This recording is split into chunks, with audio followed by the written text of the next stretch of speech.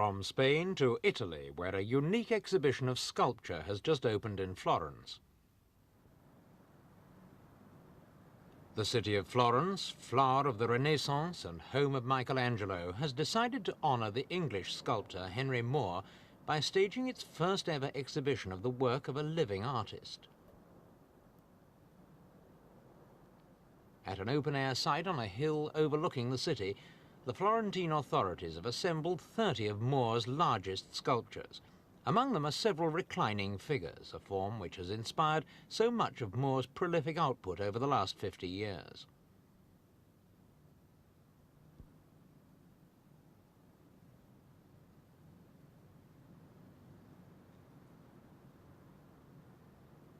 The basis of Moore's art is his statement of the close relationship between landscape and the human form. He sees the same shapes in both, and many of his figures refer to natural objects. In his truly abstract pieces, the shapes of the natural world and the human being come together and mingle completely to produce quite elemental forms. Woman becomes landscape. Nature is personified.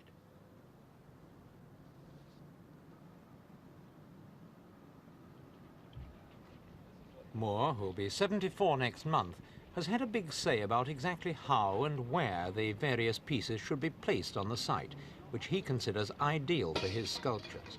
We asked him if he looked on the exhibition as the climax of his long career. It is a rounding off. You see, I came to Florence as a student on a traveling, I won a traveling scholarship, and I came to Florence as a young student in the formative period of my life. And Florence was what I fell in love with, and I was here for 3 months. And to now come back with an exhibition of my work is pretty, yes, it's very satisfactory, yes. Not all the pieces are in stone, nor are they all abstract. King and Queen was cast in bronze in 1953, and it's one of the most explicit of Moore's subjects. Another is Falling Warrior, also made in bronze in 1956 and 57. But it's the big abstracts that dominate the site. We asked Henry Moore if he created a piece with a particular site in mind. No, because when you make the sculpture, when I make a sculpture, I don't think of any one particular site. I admit I often think that I imagine it out of doors in some suitable site, yes. But I don't imagine any one particular site. You see, I think that a sculpture should be something like a person, instead of only a person being any good at a cocktail party, or he should be all right at home and other places. So a sculpture should be all right anywhere, really. Despite Moore's advancing age, the last 10 years have been as rich as any period in his career. They've been marked by the monumental 2- and 3-piece reclining figures, which, like the ancient Mexican sculpture he so much admires, give out something of the energy and power of great mountains.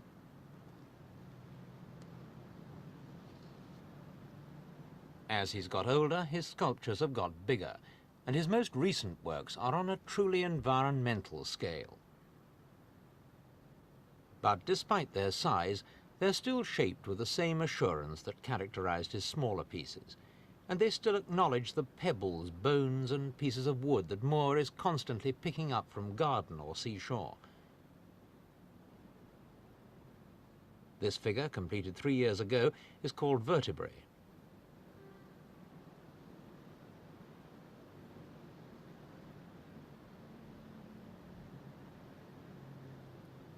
One great advantage of the Florence exhibition is that visitors have plenty of room to walk around, or even through these huge sculptures, and thus get several perspectives on each work, which is exactly what the artist had in mind when he created them.